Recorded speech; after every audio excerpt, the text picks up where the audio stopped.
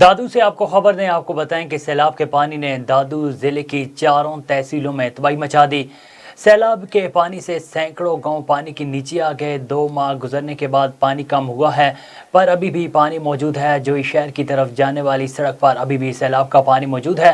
وہاں کے مقامی لوگ کشتیوں اور ٹریکٹر ٹرالی پر سفر کرتے ہیں۔ مقامی لوگوں نے ضلعی انتظامیہ سے مطالبہ کیا ہے کہ جوئی روڈ کو کٹ دے کر سیلابی پانی کو جلد نکالا جائے۔ مزید جانتے ہیں دادو سے ہمارے رپورٹر اصغر خان ملا کی اس رپورٹ میں۔ جوئی روڈ کٹ ڈی پانی کے رستو ڈنو ونے جی اساں جو کیتر جو فصل تھی سکے، ٹھیک ہے۔ اساں جو ہیڈو جو تقریر میں شاید جی اوسی آ اتنے اساں جا 6 7 8 ڳوٹھ ہیں وڈا وڈا، انہی میں اساں ॿار بچن سان گॾु ویٹھا آहियूं۔ کیر حکومت کی طرف کیر بھی تک گھر گرے ہوئے ہیں، ہم اپنی گورنمنٹ سے اپیل کرتے ہیں کہ ہماری مدد کرے، یہ گھر بنوا۔ یہ آپ کا گاؤں ہے؟ یہ میرے گھاٹ والوں کا گاؤں ہے، میرا سامنے وہ گاؤں ہے۔ تو گھر گر گئے ہیں وہاں؟ سب بنجر لگا پڑا، یہ اندر جاتے تو یہ پتہ نہیں لگتا کہ گھر ہمارا کہاں تھا۔ اچھا، چھوٹی موٹی دیواریں کھڑی ہیں، ان سے کوئی مسئلہ نہیں ہے، حال ختم ہے۔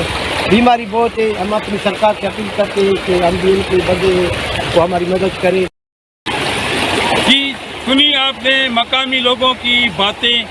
ان کا کہنا ہے کہ ابھی جو یہ جوہی کی طرف جانے والا روڈ ہے اس کو کٹ دیا جائے، تو اس کے کٹ کے ذریعے یہ پانی چلا جائے تو یہ روڈ آزاد ہو جائے، تاکہ یہ پانی اس طرف سے نکلے گا تو لوگ وہاں فصلیں کر سکیں گے۔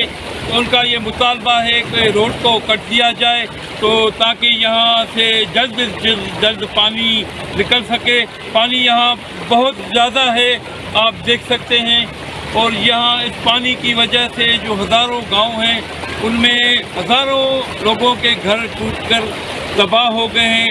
ان لوگوں کا مطالبہ ہے کہ ان کو گھر تعمیر کرنے میں حکومت کی طرف سے مدد کی جائے۔